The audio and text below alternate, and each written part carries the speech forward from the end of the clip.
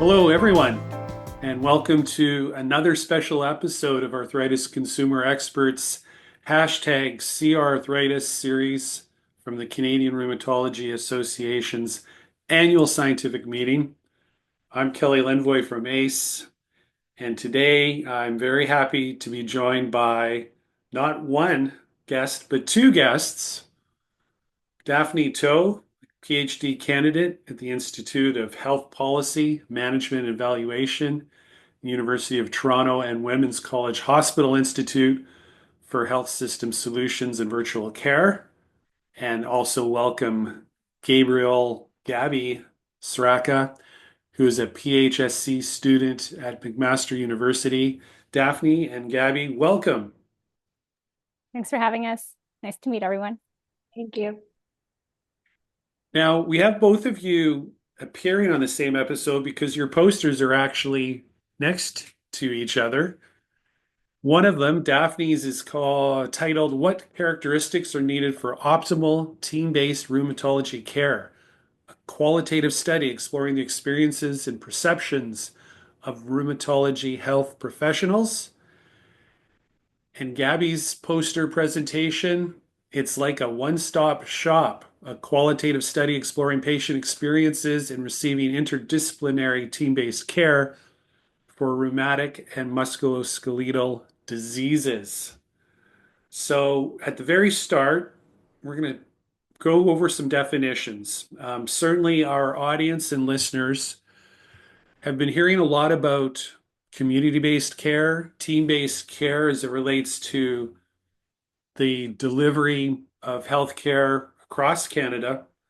A lot of the provinces and territories are transforming the way they deliver care, and certainly for rural and remote patient populations, community and team-based care is something that is being discussed um, constantly and is a real focus.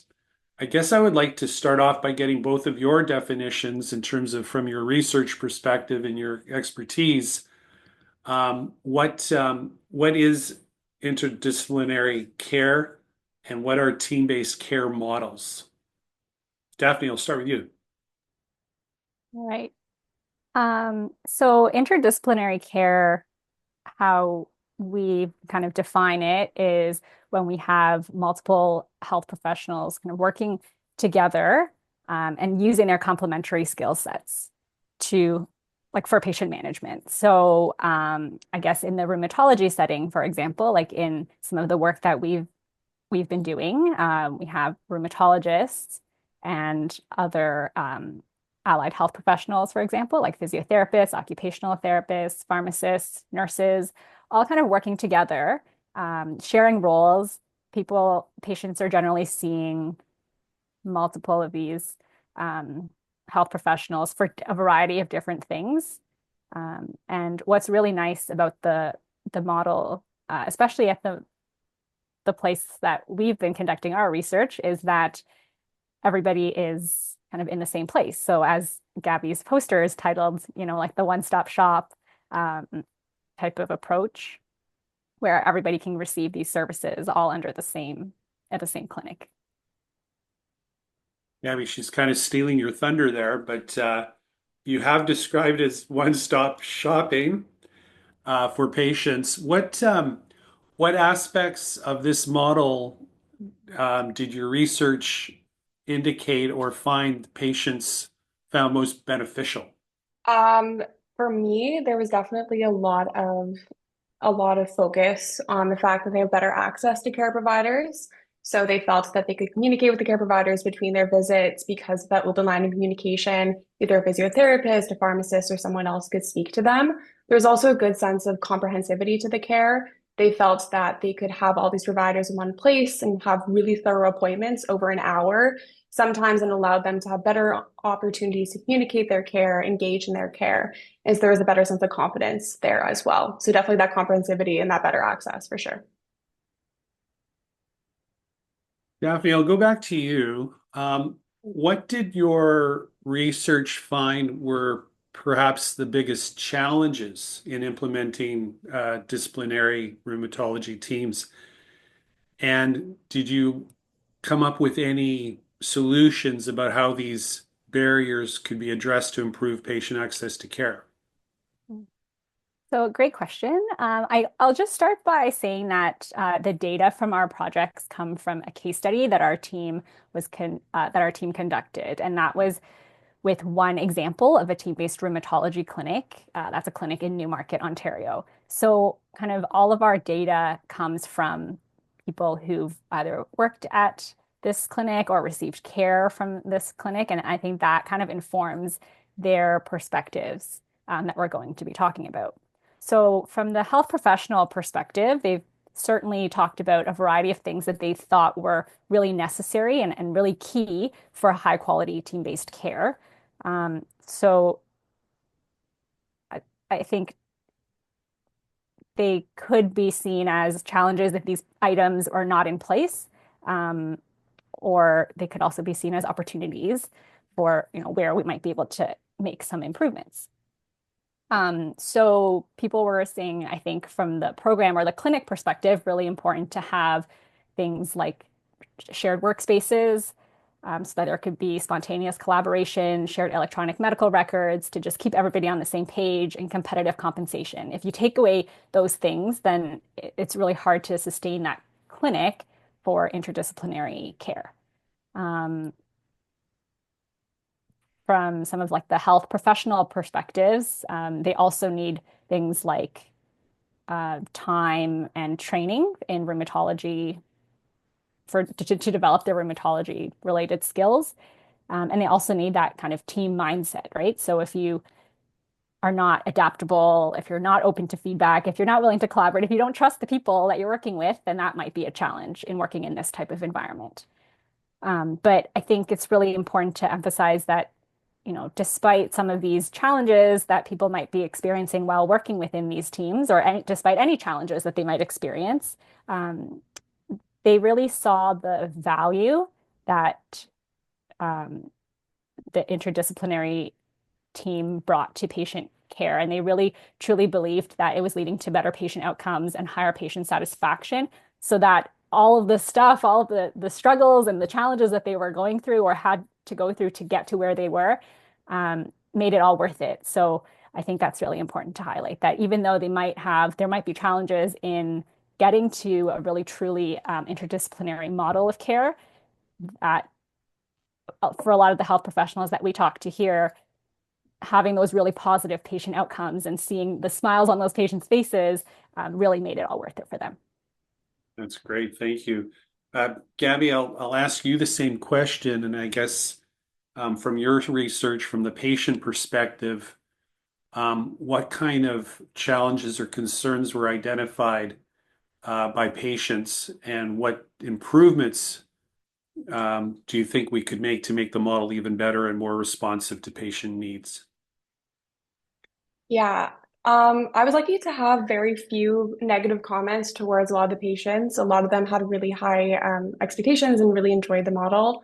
There were some comments few and far between in terms of the fact that having these long visits and having all these practitioners could be overwhelming to some patients. And so I think it's important to consider that not all people might benefit from the model, as well as understanding that sometimes simplicity is important, kind of recognizing that. There were also some diseases that were better suited for the care model in terms of inflammatory arthritis was usually better suited than some other diseases, as well as diseases that might be a little bit more rare, that might need, as Daphne was mentioning, a little bit more education, a little bit more understanding. And so those were some of the concerns that we had, but they were definitely very few and far between, and were not necessarily representative of the entire population. Did either of you also look at we spend quite a bit of time here at ACE working on areas of health equities and health inequities. So I'm just wondering if you looked at what the benefits or challenges could be for patient populations who might have, cultural, ethnic, socio-demographic um, issues or concerns, and is possibly interdisciplinary team-based care a way to address maybe some of these health disparities that we are talking about as a arthritis community across Canada? I think, again, bringing back the point that all of our research is about that one site so far. And from what we've heard from that particular clinic, um, that having everything in the one place is certainly something that's helping, I think, people from a variety of different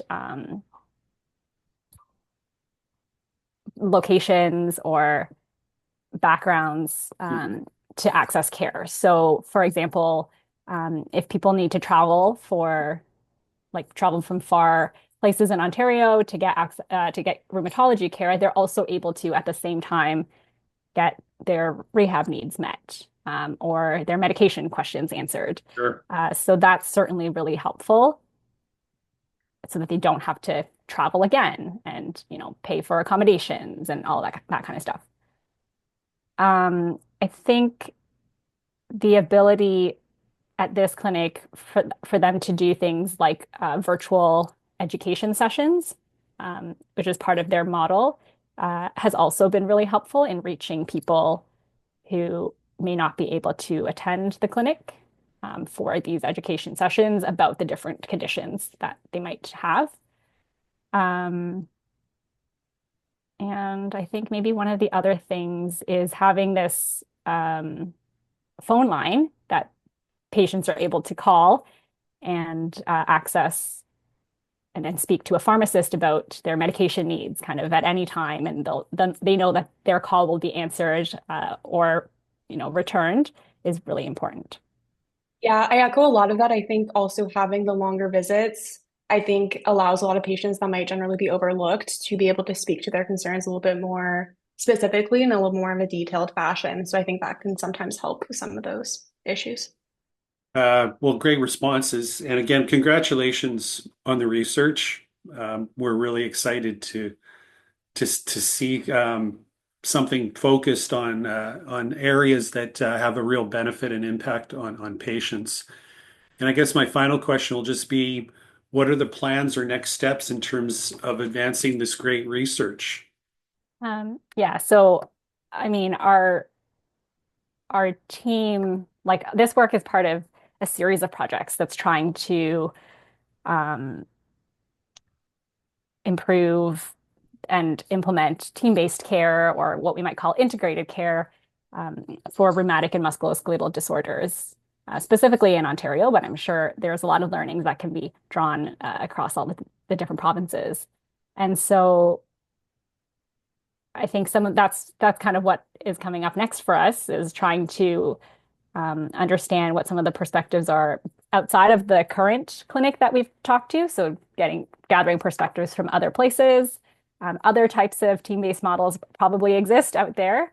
And we'd certainly love to hear from all of those people involved there to see, what are some of those key components of team-based care and how might we be able to sustain those types of models in the province.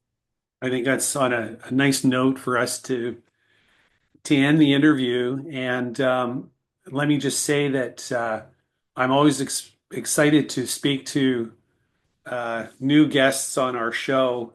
But I'm always particularly excited about being able to talk to the next generation of arthritis leaders in Canada. And we're in good hands when I meet people like you. I feel really good about where this is all going. So congratulations again on your research, and thank you for joining us. Thank you for having us. Thank you. And thanks to all of you who are listening or watching this episode. We really appreciate your support. Thank you for joining us and hope that you can join us again for another episode of hashtag CR Arthritis from the annual scientific meeting of the Canadian Rheumatology Association. Thank you. Goodbye.